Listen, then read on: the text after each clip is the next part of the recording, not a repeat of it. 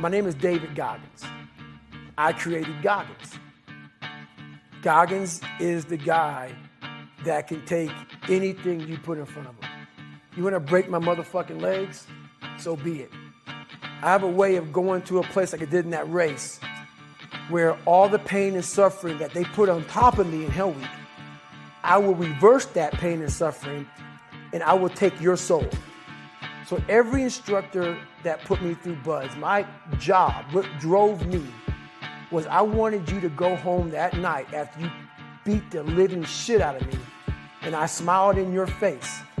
I wanted you to feel worse than I did and you were going home to a nice warm bed with your wife or your kids and a nice meal and I was still out there in the grip, suffering for another 100 hours.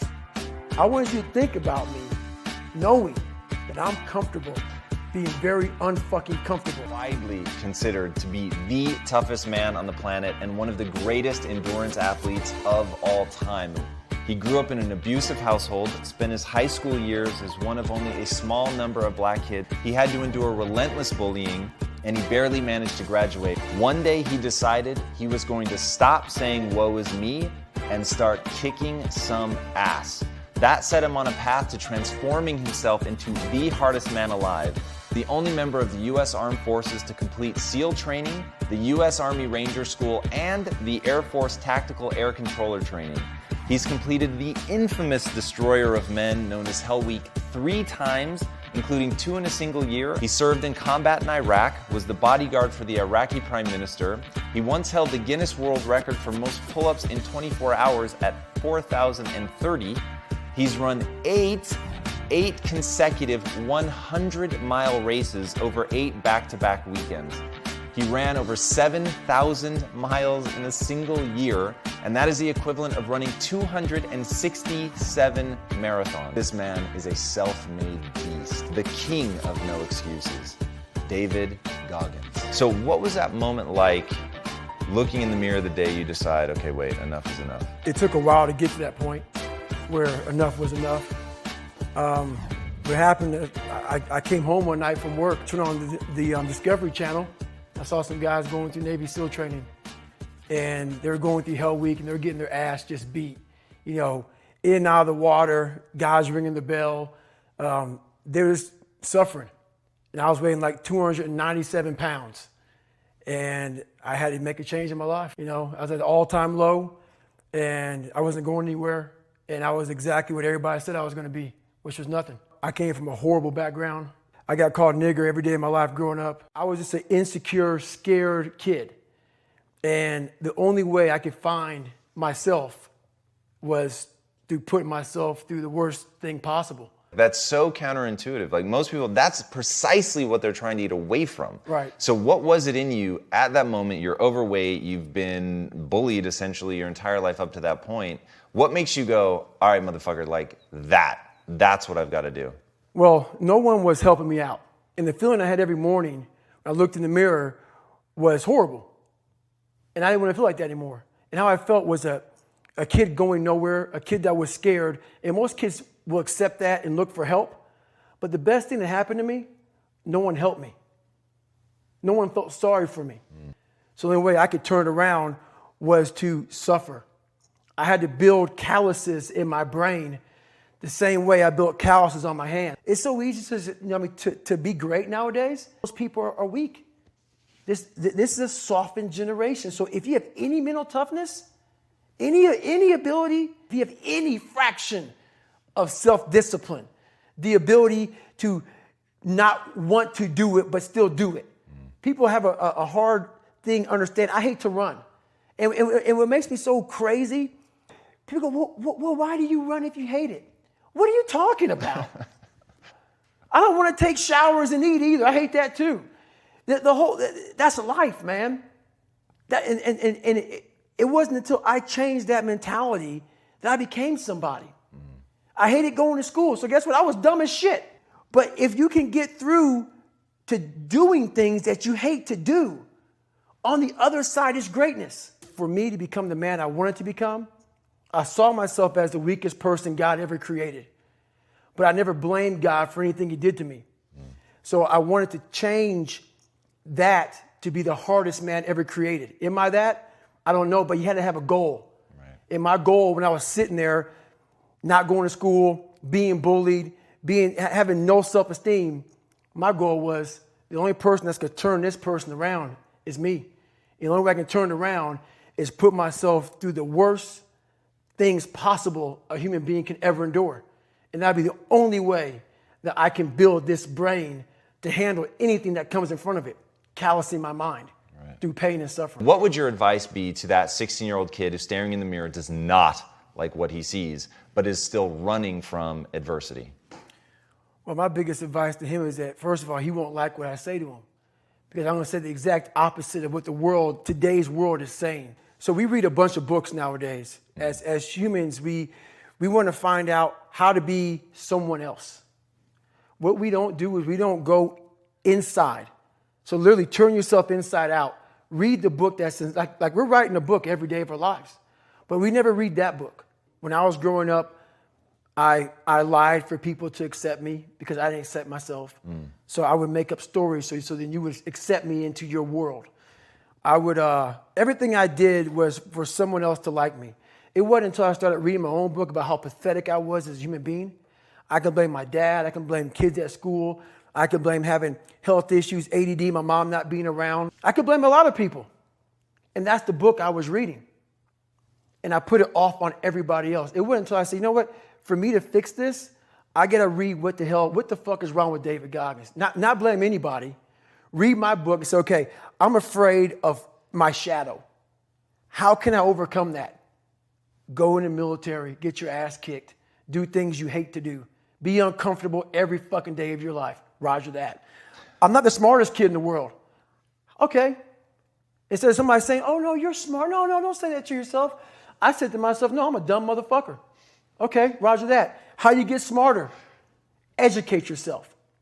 So the things that we run from the truth. We're running from the truth, man. So the only way I became successful was going towards the truth. As painful and as brutal as it is, it changed me. It allowed me to become, in my own right, who I am today. I hated jumping out of airplanes. I hated shooting guns. I hated the job as a Navy SEAL.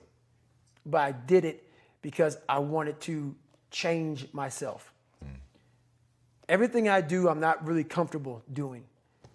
But if you choose to go that route, to go be a Navy SEAL, you might as well go be the hardest motherfucker in the world. Because if you're choosing to do something, you have two routes. You can go there and be a little weak person and get through barely, and that's your reputation. Or you can go through the hardest guy you can possibly be, and that's your reputation.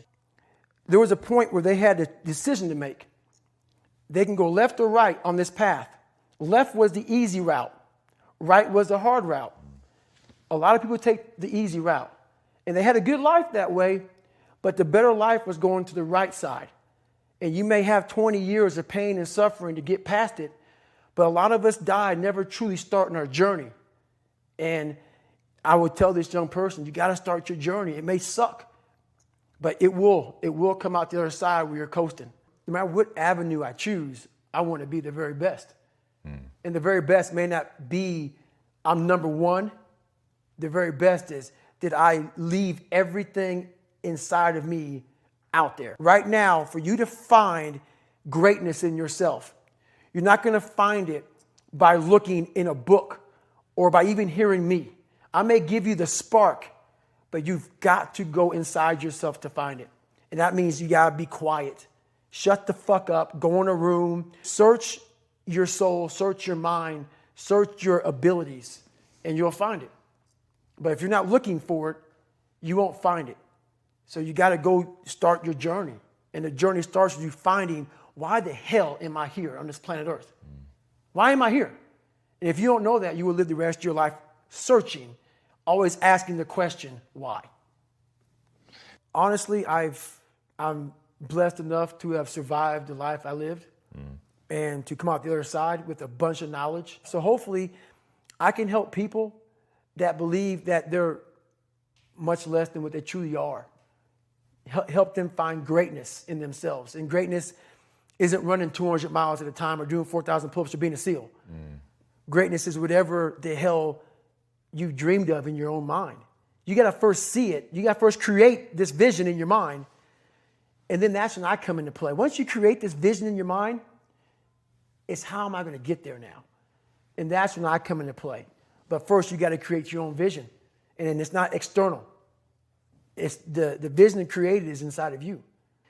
Stop listening to people who are calling you fat, gay, transsexual, nigger. Everything that is makes no sense. All these insecure people putting their insecurities on you, you got to flush it out. You got to just be whoever the hell God or whatever the hell you believe in. If you believe in nothing but yourself, I don't care what it is. You got to take everything and throw it away. You have to believe in one thing, and that is yourself. I got to experience the beauty of true fucking willpower. True fuck you. I'm going to fail. I'm going to fucking fail. I'm going to fucking fail. I'm going to fucking fail. And I will succeed. I love that. You've said that you lived the life of a monk. Mm-hmm. What does that mean? What does that look like? Why do you do that? So I stretch out every day for at least 2 hours. I don't drink. I don't go out. My regimen is I wake up, have oatmeal, run, come back, hit the weights. I'm a big sports guy. I don't leave the house if at all, but to do stuff like this.